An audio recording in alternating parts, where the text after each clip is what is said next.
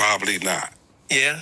Cause I heard it was stressful. The Thin Line Between Love and Hate that I directed, damn near killed me. I almost didn't make it through that movie. That's crazy. Because I was doing everything. I was acting, I was writing, I was producing, and everything. And it was just too much, to act in it and direct it.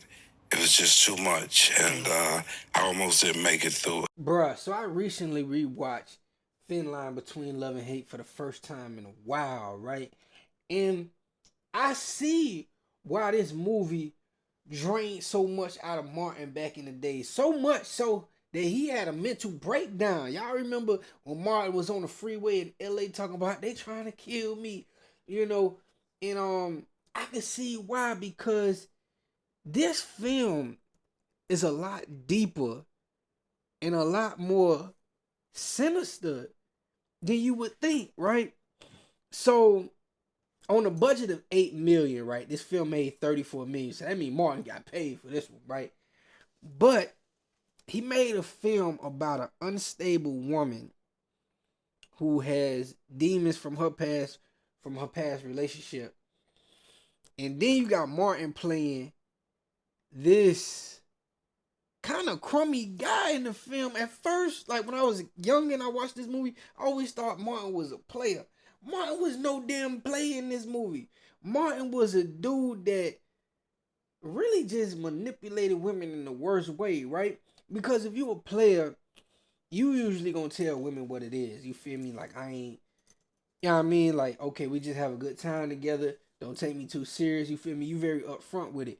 But Martin was a little bit more conniving in this, like where he was with a chick that had kids, and he talking about, I'm gonna be the father to your kids, and like real, like that's kind of messed up to do. You feel me? Why would you lead a woman on like that, right? Tell her those type of things. You feel me? That's not player.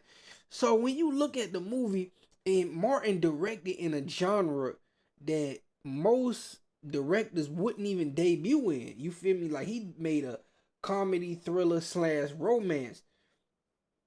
Romance thrillers is a very deep category, and Martin tackled that in his first movie.